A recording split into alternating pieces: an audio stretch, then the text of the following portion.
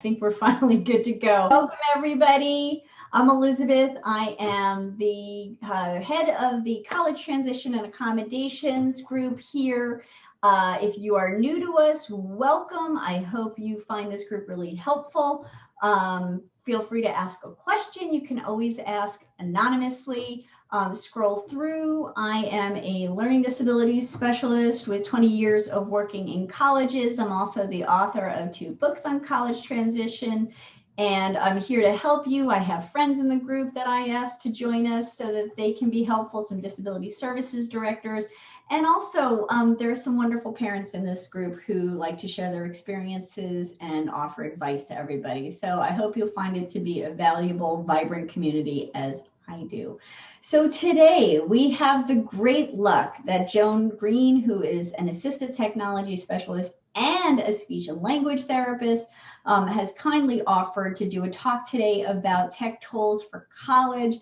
So I am going to stop talking and just turn it right over to Joan, but please put your questions in the comments section and I will try to feed them to Joan. So Joan, take it away. Well, Elizabeth, thank you so much for having me. And before I actually did prepare an extensive slide deck that I'm going to share with everybody who wants a copy of it. But I want you all to know that I feel your pain in these days with kids. I have 4 kids of my own. The youngest is 21. My oldest is 28. And it's hard. Things are hard now with all this distance learning and people working from home and all this stress. And then on top of that, trying to figure out how to make life easier for your student and figuring out this constantly changing world of tech is rough. So I'm going to share with you some of my top picks of tools. We won't have time to do a deep dive, but I have lots of free resources. And I just want to emphasize that I'll be going through these slides, but I offer free 15-minute phone consults for anyone, anywhere. And if you're outside of the US, we can do this on Zoom audio. I don't use video with these free ones because I might be in my exercise clothes or I might be anywhere. So it just allows me to offer all my free time for these. And I probably do 4 or 5 a day. So if I don't want you to find this overwhelming and stressful, what I'm hoping is it's just going to open your eyes to some possibilities. So with that, I'm going to first, I have my presentation I'm going to put in presentation mode, and then I will share my screen. And you'll notice I'm going to be enabling captions at the bottom. Okay. So here's the name of the group, and you should see the captioning at the bottom. So what I did is I'm in a Google Slides, and when you're in presentation mode, you can just choose to enable captioning. And I think that that's a really powerful thing that professors can do very easily if they're presenting from Google Slides. You can also do it with PowerPoint. Zoom has a way to enable captioning, but you have to have a third-party product such as rev.com. And I have a slide about this later. So I just wanted you to see that. And if anybody here watching live, or if you watch the recording at a later time, you can take out your cell phone and you can open up your text messaging app and text to 1-833-735-7333. And maybe somebody could put this into the chat or comments.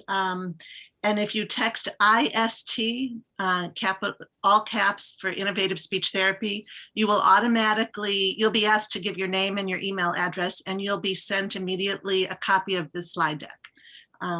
So you can have that just to make it easier to remember everything.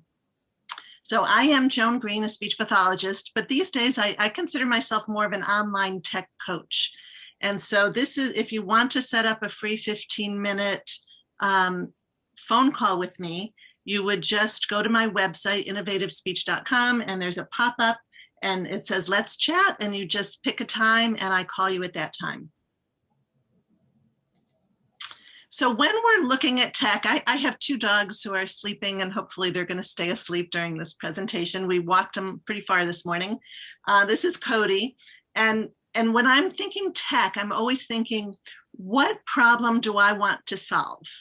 And so it's very person-centered. And so think of your student and where is the challenge? And I'm going to be going through a number of different challenges. And so you want to think of your students' strengths and weaknesses, and then you think in terms of features, and I'm going to be talking in terms of features because you want to pick the feature and then the tech tool, because tools are always changing. And you may not be aware of all the features that exist. So I'm hoping that you're going to sort of take note of some features that might be helpful for your child or your young adult, and then some potential solutions to explore. So this is my framework for leveraging benefits.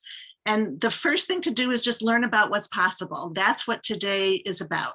And after each section, I'm going to pause. And if anybody has questions, Elizabeth is going to monitor the questions, and I'll try to take as many as I can.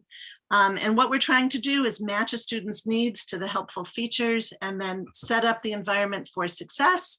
And then there's no exact right or wrong way to use these tools. You need to just get comfortable with them and adapt them, because most of them are customizable. So as a parent, you can try to figure this out with your son or daughter, or you can do it on your own. It depends how much resistance you're getting. There are some students that just think that they don't need to use any of these things. And so sometimes if the parent just gets good at some of this and says, oh, look at this cool new feature I learned about, they may take ownership of it themselves a little bit more willingly. The first tools that I like to use are the tools that are free and already built into the devices that you're using. So a lot, whether it's a Chromebook or a PC or Mac or some kind of tablet like an iPad or your phones, there are so many features built in now that used to cost hundreds of dollars.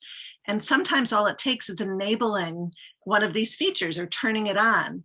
And, I found that a lot of parents think their kids are tech savvy, because they might be really good gamers, and they might truly be tech savvy, but perhaps not in a way to make life easier in college or in high school, to set up systems for success with organization and reminders and making reading and writing easier. I found that the schools, although there are assistive technology specialists in the schools, they have so many students, and the view is that their mission really is to empower the teachers to use these tools as needed to help the students, and they don't get a lot of direct one-on-one intervention from assistive technology specialists, and these tools are always changing, and so it's really hard. So the first step is to think about the tools that you're using and how can you get as much out of them as possible. And when I talk about these features, I'm not going to be talking right now about exactly what to select, because it might look different on the different devices. So if you're on you have a smaller screen, an iPhone, you might have to go to the three horizontal lines, or some people call that the hamburger icon, or the three dots. These are symbols that there's more underneath. And so you might have to have a few more clicks to dig a little bit deeper to find some of these options. So I'm just going to present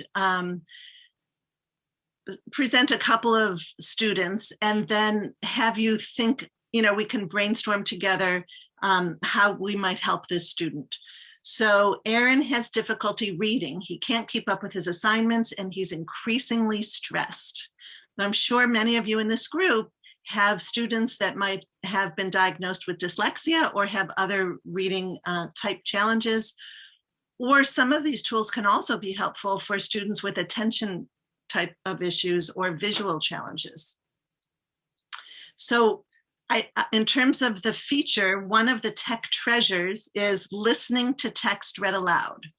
And so I've do a lot of coaching, and I've met with a lot of parents, and there's still a lot of high school parents that are reading aloud to their students. And I think that we really want to foster independence for students before they go off to college. But, and then when you're in college, there's more and more reading.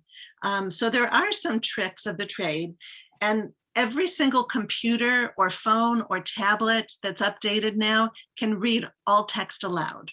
Okay, it's just figuring out how to do it. It's easiest if it's accessible text. If you can select the text, then it can be read aloud. And so it just depends on what operating system you're using.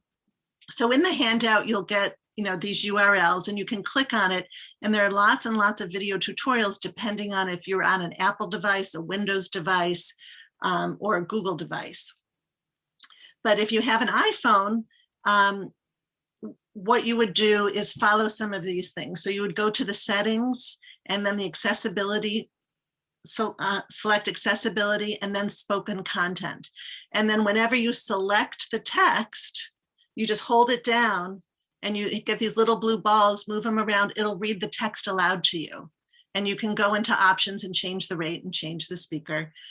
Or you can take 2 fingers and swipe down from the top, and that'll work for you too. If you're on an Android phone, you can follow these directions. And again, everybody can have this handout, so I don't expect you to be writing down the exact directions. But if this is something that you want to do, for example, if you have a specific Android phone, you could go on to YouTube and you can just say, how can I read text aloud on my Samsung, and whatever the exact device is. And there are lots of videos that you can watch that will teach you how to do it. The one tool, if I had to pick one tool for students in high school and college to read aloud online content, or online content in the Chrome browser or the Edge browser, the new Microsoft browser. It's not so new, it's been out a few years. My tool of choice is the Read and Write extension by TextHelp. And what happens here is you can be in a Google document, or you can be in Microsoft Word 365 online, or you can be on any website. And what happens is you open up this toolbar. You get it, if you're in Chrome, you go to the Google Chrome Web Store and you download it, and you can get a 30-day free trial. Educators can get a full premium version for free. But this feature is free forever without the premium version. And what you can do is you can just select text and then press this little triangle, and it will read out loud to you. Or if you're on a website, there's an image for a hover mode, and it'll just start reading in a beautiful voice. And if we have time at the end, I can actually demo some of these things. If you are in the Microsoft world, you can use something called Immersive Reader. And Microsoft has really done a great job at improving their accessibility features. And it's built into, they've sort of slowly launched this into many of their tools, Microsoft OneNote, Microsoft Teams, Microsoft Word. And it really makes reading a whole lot easier. So that's something you should definitely look at. And if sometimes with these learning management systems, it's difficult because they're not that accessible, but Immersive Reader is now included in the Canvas learning management system that's many colleges use. Okay. Sorry, I clicked on the link instead of, okay. And then more about reading, I'm just gonna zip through this. There are tools that are really great to help with reading. Some of them you have to have a documented print disability, such as dyslexia, and that would be Learning Ally and Bookshare. And then there's some that are free, such as the Libby app that works with the library system, or you can purchase books on Audible. So there are lots of different ways to get digital versions of books that can be read out loud. And it's always good to see the text as you listen to it. If your student does have a Bookshare app, or Bookshare account, and the university can set that up, or individual users can set it up if they have a professional that will sign off that they have a documented print disability. Voice Dream Reader is an app that you can use on an Android or iOS device. And that has great voices. It's a really pleasant way to read, to have things read aloud to you, and it will read any PDF out loud. So that's a great tool to know. At the end, I put some links in of some different offerings that I have. And Recently, Dr. Brian Friedlander and I offered 2 courses, one last summer and one in December, all about tech tools for students in college learning from a distance. And I took 3 hours worth of lectures and created a self-paced video course. And this is a screenshot of that course. And this just illustrates a lot of different tech tools. I mean, for reading, there's just so much. So this is a screenshot of that course, and I have the URL to the sales page on my site. It's about $89 for the course. But there are, it goes through all of these different features and lots of the different products, and some different screening, different pens that you can use on a paper book to read aloud, or pens that you can use to highlight text in a book and they automatically insert into a document. The C pen reader and the scan marker air pen. There's just a lot. So I want you to realize that there's a lot out there for reading. I'll take a minute to break there. Elizabeth, are there any questions about reading? Sorry about that. I can never find my mic. Okay. So one question is, does ADHD ever qualify as a print disability? So I don't think so. To the parent who asked this question, it's you would have to have testing that shows an actual impact on reading. So ADHD can certainly affect a student's ability to read, but my presumption is, and by the way, none of this is legal or medical advice, but as somebody who takes in documentation at the college level, in order to approve somebody for a reading accommodation, I would need to see testing that showed it was. And it's, very often those things are what we call comorbid, which just means that they are coexisting in some students, but you'd need something that objectively showed an impact on reading. Joan, I don't know if you want to tackle this one right now. It's an interesting question. My student is only allowed to use a school-issued Chromebook, and the school will not allow students to add the app, I don't know which one, to the machine. Any suggestions? And maybe it was one of the— So maybe that was a read and write for Google Chrome extension. Sure. I would ask what accommodations they're going to provide for if there's a documented reading disorder, they really need to do something. And so I would ask if there are any other extensions, or you can always take advantage of the built-in text-to-speech on the Chromebook. I don't really like it as much, but there are different ways that you can tweak that. So everybody has access to the built-in accessibility features of the Chromebook, if there's like a specific device that you're given. And so you could just look up in Google, how do I read text to speech aloud using my Chromebook, and put in the exact type of Chromebook you're using.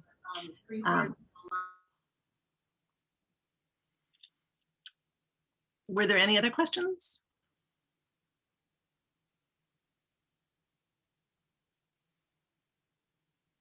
Sorry, you know me, I'm always trying to deal with my tech. I don't see anything particularly about reading. There's a question about processing speed and expressive receptive language, but I'll leave that up to you whether that's coming next. And you can, with all of these, and again, at the end, if there's time, I'm happy to demo them, you can slow down the rate. So if there's slower processing, you can slow it down, which helps. Okay. Great. Okay, so I'll move along. Now we're going to talk about Jimmy. Jimmy has dysgraphia, a writing disability.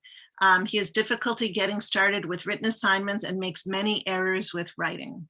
And I know writing is, that's like the bane of our existence with students with these learning and language disabilities. It's so hard because it requires a lot of skill with writing, and I think a lot of students really struggle with that. And so there are some tech tools that can help. These are some of the ones that I would think about first. It's not a magic solution, but whenever you can talk, everybody benefits from a lot of different features. So one feature is speech to text. So right now there's some speech to text going on with the captioning. I'm talking and it's capturing it in writing. And so there are lots of different ways to use speech to text. One way is just to take advantage of the accessibility of the device that you're on, because all of them now enable the user to use speech to text. And so I use a Mac, and so on my Mac, I went into the accessibility settings and just enabled it or turned it on. And so if I press the function key that's on the bottom left corner of my keyboard twice, then I can start, the microphone will pop up and I can start dictation. And again, this is not a magic solution because you still have to know what you want to say. You have to be reasonably articulate. You have to use punctuation. You have to be able to organize your narrative. So it's not perfect, but for some students, it's a really great way just to get their thoughts down on paper. And it's usually good not to worry about editing it at first, just to get those thoughts down. And sometimes if you might have an organizer tool, visual organizer, or you can just create a bit of an outline, the student can then go into each little piece of the outline and get their thoughts down. So it's organized that way. The one tool that a lot of parents aren't aware of is voice typing. So many students these days are using Google Apps. And Google Docs is probably the most popular way that kids are typing these days, because all these Google things are free and the schools are using them. And so if you have the Google document open on a computer, a PC, a Chromebook, or a Mac, if you go to that tools menu across the top, there's a drop down and it's just there. It's called voice typing. You don't have to add it or anything. And so if you select voice typing, once you enable the first time you have to enable the microphone to work, but you can just talk and you'll see it type. And so that's such a terrific tool. And then what you can do is use something like Read and Write for Google to highlight the text and then have it read back to you for proofreading, or to see if it actually wrote what you wanted it to say. So that's one tool. Another tool is if you're working with math. I don't do a lot of math directly. As a speech pathologist, it's a little bit out of my scope, but I'm also really into technology, and I know a lot of students are struggling with math. There is a product called Math Share by the same developers as Bookshare. And so this does allow students to use their speech to dictate math problems and equations and things. So for students that have trouble writing with math, that can be helpful. Learning math can be hard. I'm not going to take the time to show that to you now, because I just want to cover a lot of content here. Another feature that helps is mind mapping, or many of us might have heard of Kidspiration and Inspiration, where it's visual diagramming of content, and you can upload pictures and now you can speak into it instead of just typing, and then it can convert it into a Microsoft Word document. I'm not hearing quite as much about Inspiration being used these days, but it's only available now on Windows units. I think it went under and then it got bought out, and they've brought it back to life. And so Inspiration 10 is the newest one, and you can use that on Windows, or there's an app called Inspiration Maps.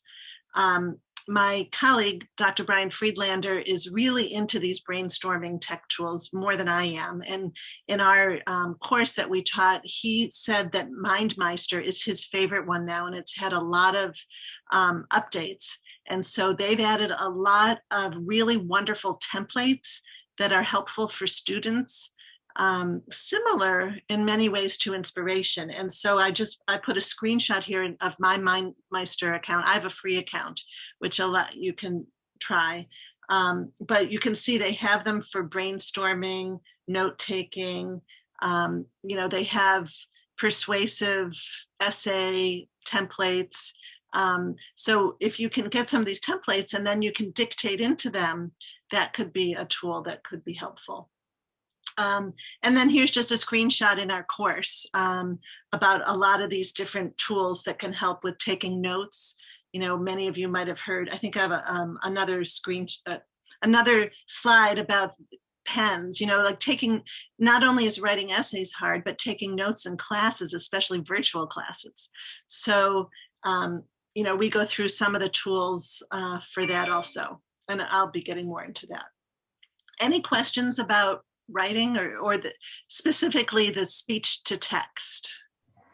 So I'm sorry, and I've been trying to read comments and listen, and I don't multitask very well. So there was a question about, I think it was math. Hang on, I'm sorry, I'm just trying to scroll through. Oh, do you know if MathShare also covers physics? I don't know.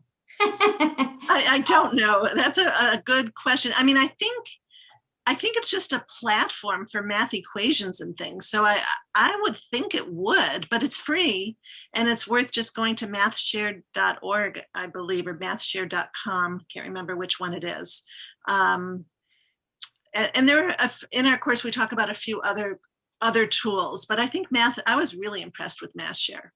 Cool. So it's worth taking a look. All right. And I'm going to mispronounce this, but somebody has asked, is Mindemo? Yeah, that's another one. I mean, there are a bunch of them. I mean, I think I just threw out MindMeister because I was particularly impressed with it, but there are a lot of them out there. Okay. And so it's just really the feature. They're all web-based, and you can use your speech to text, and you can share these maps with other people and brainstorm, and they all have sort of a different set of features. So it's worth it. If that's what you're into, then I would say go to YouTube or just in Google and Google them and compare the different features. And in our course, we talk about, Brian is better at that than me, but we do talk about and give demos of a number of those. Awesome. All right. I don't see any other questions right now, so keep rolling. But MindMeister is free and it's worth checking out. It has a lot of really wonderful features. Okay, what can Tom benefit from? He gets very frustrated with finding information that he needs and often may spend a long time creating a document, but he forgets to save it and loses all his work. He also forgets to bring documents with him that he needs during the day. So, I mean, I think a lot of things automatically save these days, but for all of us who are parents, we know what it was like to work on something forever and then lose it, or forget to bring something with you and not have it easily accessible. So now a lot of these tools that students just take for granted that they use really are helpful for kids in terms of organization and time management. The online file storage systems and these platforms that enable you to collaborate. So I have links here if you want to take video tutorials. There are a lot of them you can look up. But Google Drive probably is the single most popular one, and it's free and you get a lot of storage. If you end up with too much that you need to store, you can always add. I think I pay $1.99 extra a month or something, so I have an awful lot in my Google Drive. The Microsoft online storage system is OneDrive. And then we have Dropbox and Apple. And so all of these tools enable you to password protect PDFs. They enable you to create folders and organize. Some of them, I like Google Drive because it lets you use colorful folders and then stay organized that way. So here's an example of Google Drive. And so it's all web-based, so you can log in from any device. You can even be on your iPhone and log into your Google Drive account if you've downloaded the Google Drive app. And wherever you are, you will have access to all of your documents, your PDFs, your Microsoft Word files, your Google Doc files, whatever you have in there, videos, wherever you are. And so it's important. I have found that a lot of students never think about how they just keep throwing everything up into their Google Drive and they have no organizational system. And so while it's true that there's a terrific search feature where if you put in some words if you put in some phrases or words that are fairly unique to that document, it'll pull up the documents with those words. Which is handy, but that's not a good way to stay organized. So when I'm working with students, I'll create folders for the big parts of their life. And then I, so for me personally, so a lot of you are parents, so I have, knows many things. I have one that says family. I have one that says house, folders. I have one, for students, I might have one for each semester, a folder. And then you can, color code them and create folders within folders, and then always go to the folder before you create a document and come up with a good system so that you can find things. This slide is just going over Microsoft OneDrive. Again, it's just really important to be organized about it, and you can have the OneDrive app on your phone. And that's all I have about that. Any questions about these online accounts?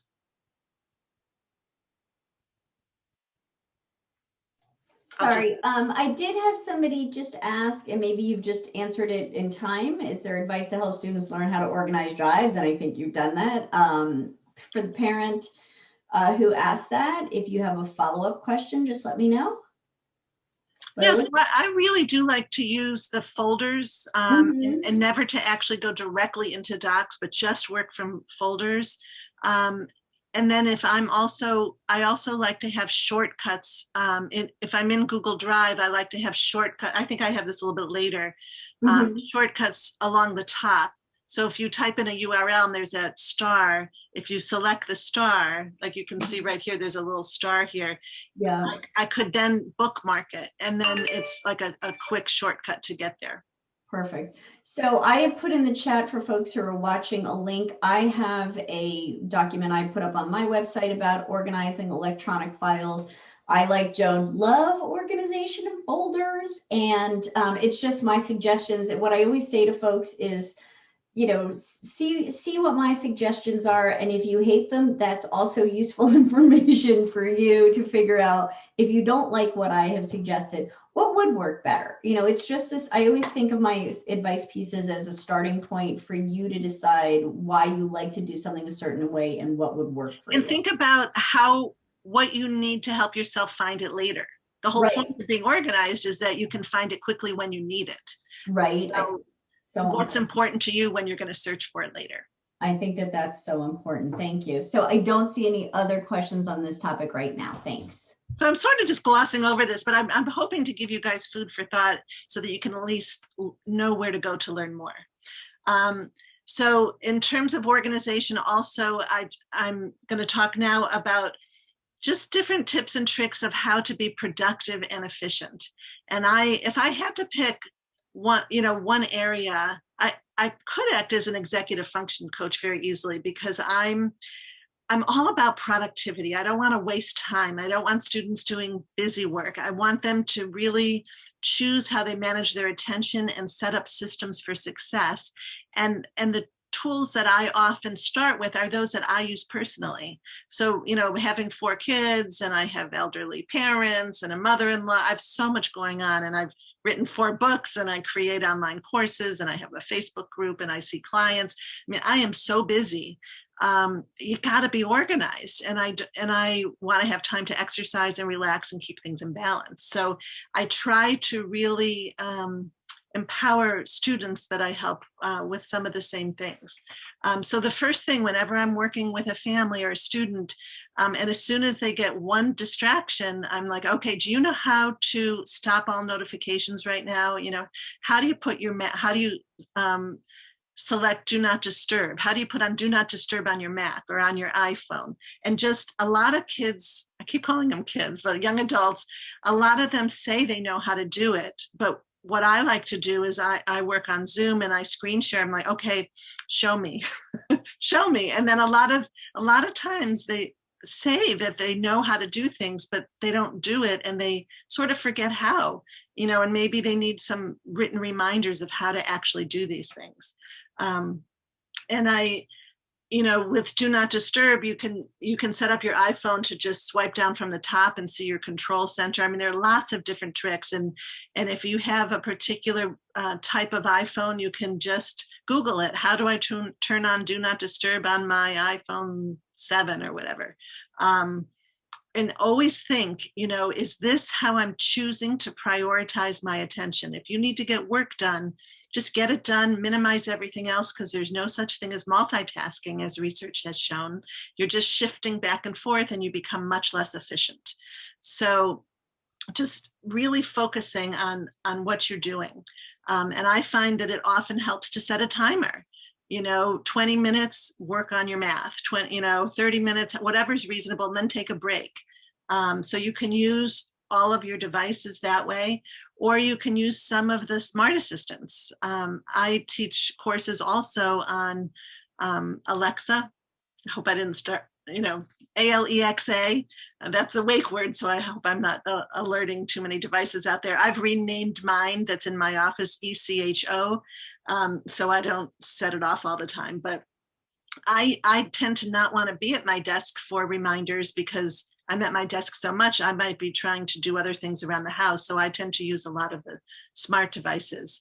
And one of the first things I do when I'm working with students on organization, if they're overwhelmed, or all of this is really good for everybody, I think, is just making sure they're using a calendar. It's astounding to me how many students don't use a calendar and just rely on the learning management systems calendar, but they have a whole life to keep track of. And to, I try at first to have them put in all the fun stuff, which admittedly now is drastically reduced with COVID restrictions, but things that they're looking forward to. Now I have them write names of movies they want to watch, or books they want to read, or whatever makes them happy. Or actually, that's not in Google Calendar, that's in Google Keep. But just, Google Keep will show up on the right here. And that's the next slide I have. I really like Google Keep for making lists of things, of breaking down big projects into steps, and then checking them off. And you can share these lists. You can give them a color. This is free. You can go to keep.google.com, or you can download the Google Keep app. And on a computer, it'll show up next to the Google Calendar. And some people even use this for research. If you really become a Google Keep user, you can label notes. Some people have hundreds of notes and add labels. And with the 3 dots, vertical dots there, you'll see there's something that says add label. And then you can pull up all your notes with that label and sort of reorganize when you're writing an essay. There are lots and lots of ways to use Google Keep. It's one of my favorite apps. And for helping with efficiency and avoiding overwhelm and staying on top of things, students really need to get in the habit of checking their email. I know that's a big problem.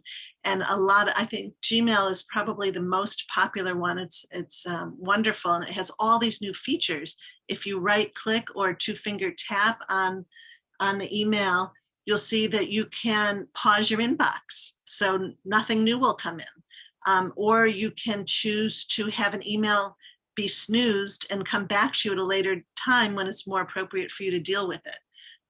You can dictate your emails. You can have your emails read aloud with Read and Write for Google or your device. So all of this is just becoming more tech savvy to make your life easier. This is Dayboard, which is a Google Chrome extension that I use personally, and every time it's free, and every time I open up a new tab, it reminds me of what my priorities are for the day. And in the morning, what I do is I try to write down 5 things that I have to get done that day. So it's just a way that I stay organized. You can lock yourself into it with focus mode and give certain apps or websites that it'll block you from, or you can give yourself a certain amount of time on things like Facebook or other social media sites so that you don't get sucked up wasting all your time. And there are lots of others. Stay focused. This Marinara Pomodoro app, I really like it. It sort of helps you, if you have a big block of free time, it helps you alternate between focus time and taking breaks. There are a lot of these apps to explore. I'll take a little break there and see if there are any questions about executive functioning, attention, overwhelm. That's great. I mean, Joan, I'm not seeing new questions, and I suspect perhaps the overwhelm is, I don't know about others, but when I am sitting live in a presentation, I'm so busy thinking and taking it in, I don't even know what questions I have. So Okay, well, I'll just get through these things, and then I want to make sure there's time. I'll just finish up and then make sure we have like, at least 10 minutes just to chat. yeah, so oh, and also Joan, I want to make sure I got it right. While you mentioned your group, it's IST Tech Savvy Solutions. Yes. Okay, so I put that in the chat here for folks who are looking for that. I also just want to say I love this presentation, and part of what I'm experiencing is very common, I think, is realizing how much I'm underutilizing the stuff that I have at my fingertips. I mean, it's just... Yeah, I think often people are looking for the magic solution and what can they buy, or what is a specialized app. And there's so much that's just already at our fingertips for free on the devices we already use, which is the bulk of what I've talked about, I think, so far. Yeah, and I think too, I've seen certainly on social media, I believe Microsoft has a lot of videos out that you can access to show you how to use the tools that are already built into what you're using. So, quick search maybe will point you to some help.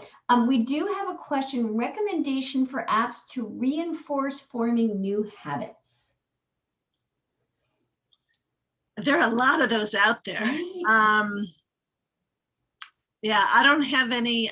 What I would tend to use is putting certain things into Google Keep, or I would use some of these tools that I've already mentioned.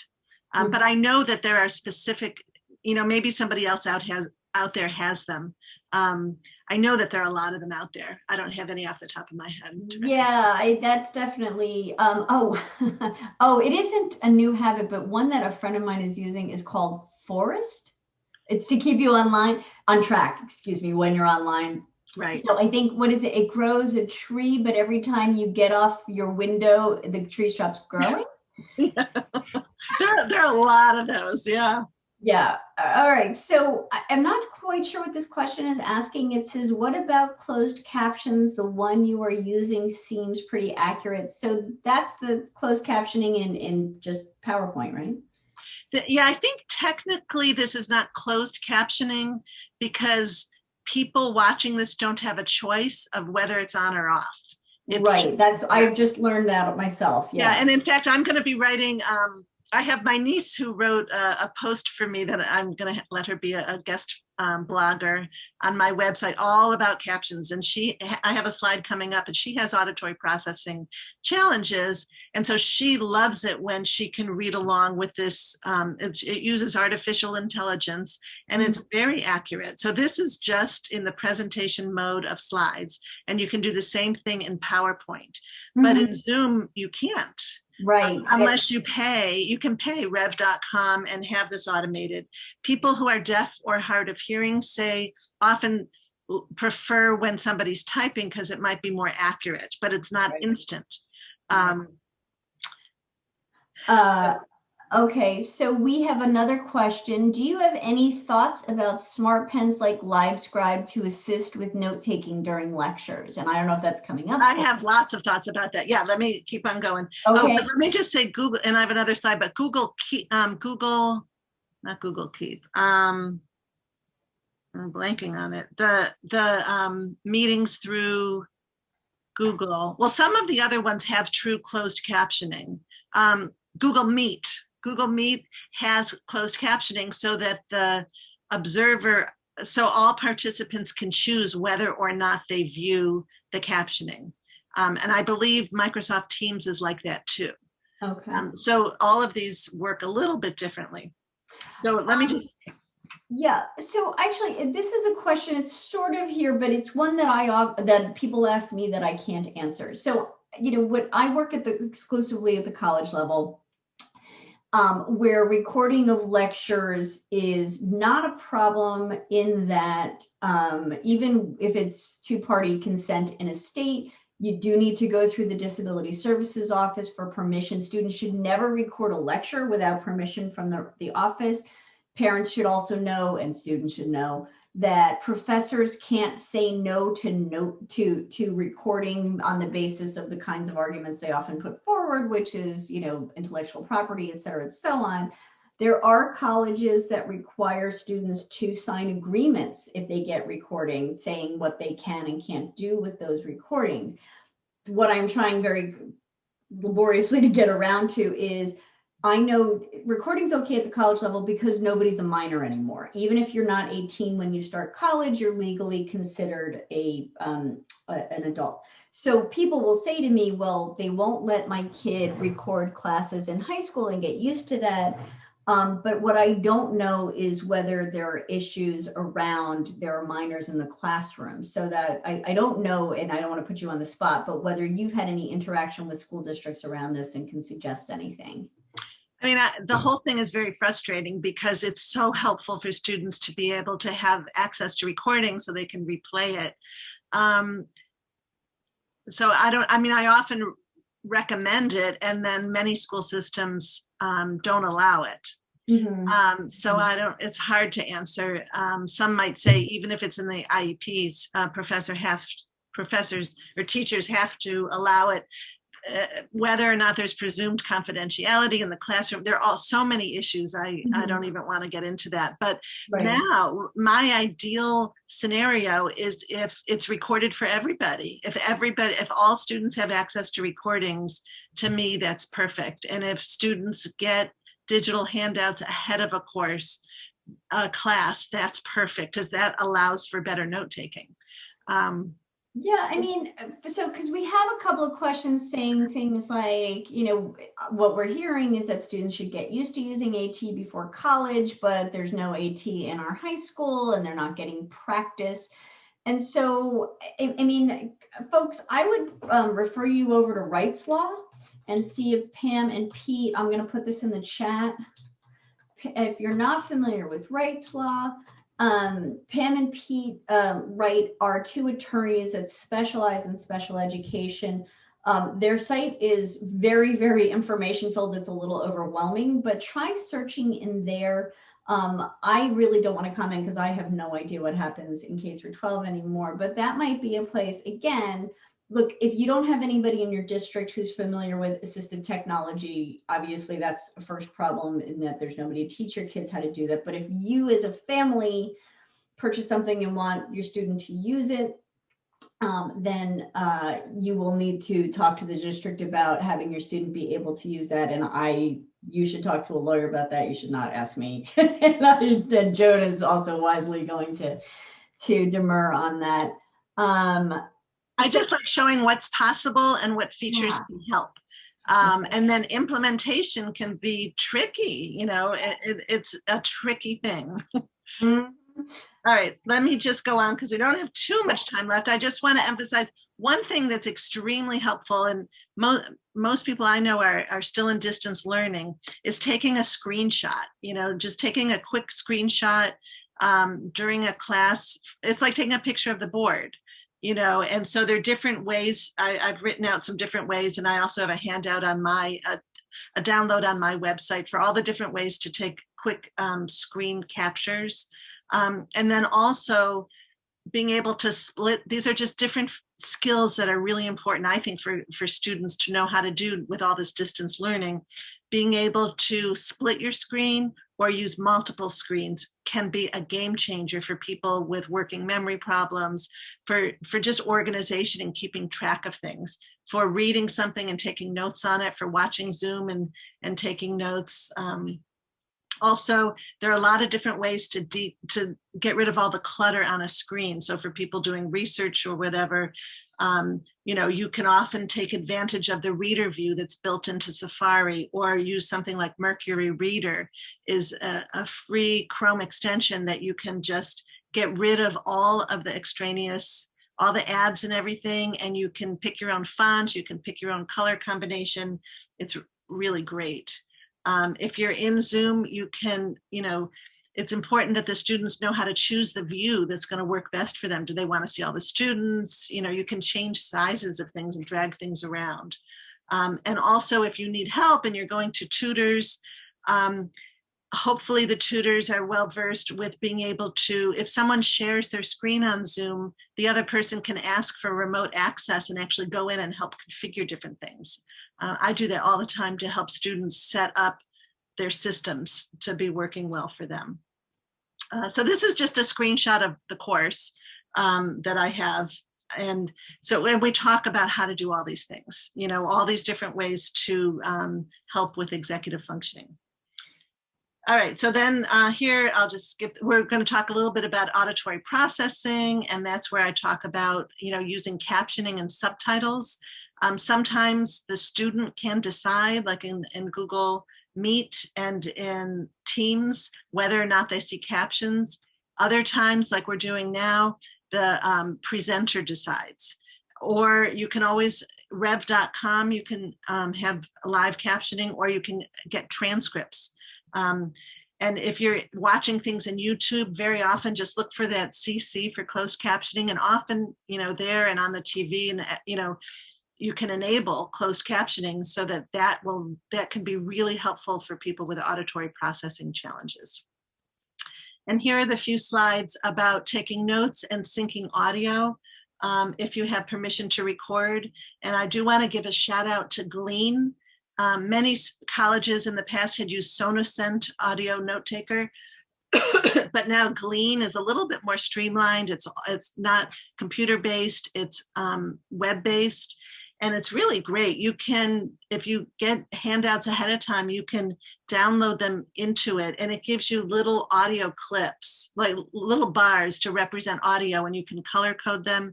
And even if you can't take any notes live, you can just select, like press that heading every time there's a new slide to look at, or if there's something that you need to review later, you just touch something, and then later you can go back, and there's a feed view on the right. You can select that and hear what was said at that time, and then fill in your notes. Many people have heard about the LiveScribe pens, and they're all a little bit different. There's a Symphony pen that doesn't record audio, but it's just a digital pen that you can then send notes into Google Drive or something. And there's a Neo pen that comes with a little recorder for people. Sometimes professors are saying no laptops if you're in a classroom because they're so distracting. And so if you have somebody that wants to take notes with a pen on special paper and use a recorder that's not on the pen, but something that you can put up in front of the room, then the Neo pen and Ricoh recorder might be good. Some of the LiveScribe pens have the recorder built in, but if someone's talking next to you, the signal might not be great. In our course, we sort of go through the pros and cons of all the different scenarios. And there's also the notability. My daughter had used that a while ago for an iPad. It's an app that you can download the PDFs and annotate on top of them and record. Oh, I didn't even put Microsoft OneNote is another tool that's great for that. And there are a lot of new books, tablets. The Rocket book is pretty cool. You write with a special pen, and then you can touch something at the bottom and send it to your Google Drive folder. There's the Remarkable 2 tablet. It's a little pricey, but you have a special. You have a special pen, and you write on it, and then you just send it to your folder. So there's a lot. but in closing, I just want to say, if any of this sort of seems good, you can always go to my website, click on Let's Chat, and I can help guide you to your next steps. This is the course, Innovative. It's on my based on my website, the sales page, innovativespeech.com/college-tech, that Brian Friedlander and I created. And then I do monthly or more. I had done them for a long time, and I stopped about a year ago. We had a loss in my family, and I stopped a lot of things. But I'm bringing back up the free webinars, the theymaynotknow.com series. And my next one's on the iPhone, all the ins and outs of all the ways to use a lot of the newest features that you might not know about. And I'm going to be launching a series of two-week challenges where we have it's sort of self-paced plus online support. One will be all about Google Apps. And this is my book, the third edition of it, that has a lot of this information. It's available on Amazon. And everyone's welcome to join the Facebook group. And that's another place that people can ask questions. And I try to go on every day and offer some helpful information. Oh my gosh, Joan. That's it. What? I can't thank you enough for this. This is so truly wonderful. Let me just run through the last few questions just to see. And again, this may not be something you want to answer here, and I would refer that parent, to rights law. What do you recommend parents do to help districts, K through 12 districts, see the need for access to technology that you're presenting today? See the need, it's hard. It's hard. I mean, that's like my mission, is to help people see the need for a lot of this. I think,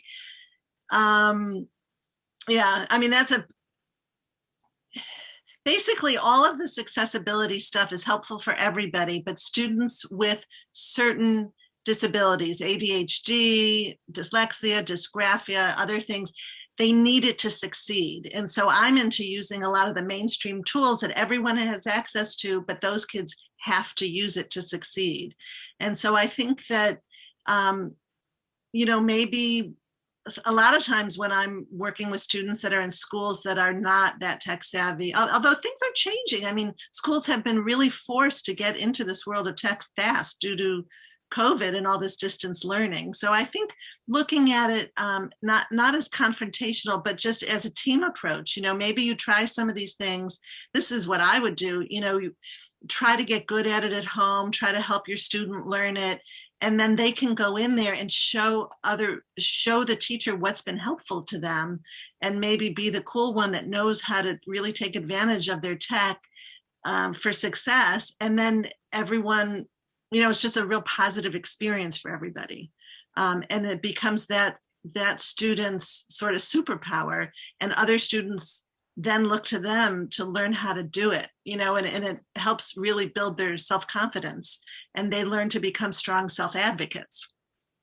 Absolutely. So I don't have a magic solution. I mean, I love presenting to schools and to tutors and trying to spread the word about all this, but it's hard. I have a lot of really great friends who are teachers and professors, and they're struggling. I mean, everybody's struggling. So I just want to look at this as everyone's in it together, and we just have to, come together, and hopefully students will be allowed to use the tools that they find are helpful for them. Okay, and I apologize because I have been, trying to monitor chat and listen at the same time. As I said, my working memory, as you pointed out, my multitasking is terrible. Just quick last questions. And maybe you covered this, recommendations for apps to convert images and screenshots into writable documents? Yeah, so that's right. So making it accessible text. Mm-hmm. So you have to have something that's going to provide OCR, optical character recognition. Mm-hmm. So Read and Write for Text Help has a product called Snapverter, which does that. Also, sometimes when there are different apps, the Prismo app does that. It sort of depends what system you're using. Sometimes when you upload things into Google Drive, and you can open things in a certain way, it will become editable text. Like you can open up a PDF file as a Google Doc, and then often you can write in it. So I don't know if I'm answering the question, but it does get complicated.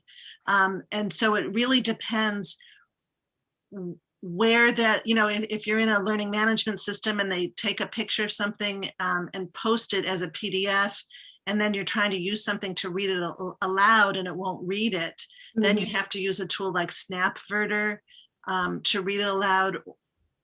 Yeah, it gets a little complicated. Life is always complicated, isn't it? All right, so we're gonna wrap up. I do want to let you know there are plenty of people here saying thank you very much. Somebody already has your book. Somebody else is gonna join your Facebook group. So I'm gonna put all those links up here to make sure people have them. But thank you so much. This was so wonderful. And I think, for parents, please, follow Joan, join her group, direct your questions about how to get the district to a qualified professional, because we're going to be careful about commenting here. And Joan's in our group too, so feel free to tag her here, but maybe more efficiently in her own group. Thanks for joining us today, and this will be up. If your friends missed it, it will stay up in the group. Joan's going to cut out some of the extraneous stuff on the front, And it will also go to my YouTube channel, and Joan will place it in her media channels too, so others get to see it. Thanks, everybody. Have a lovely rest of your day. Stay safe, everybody. Take care.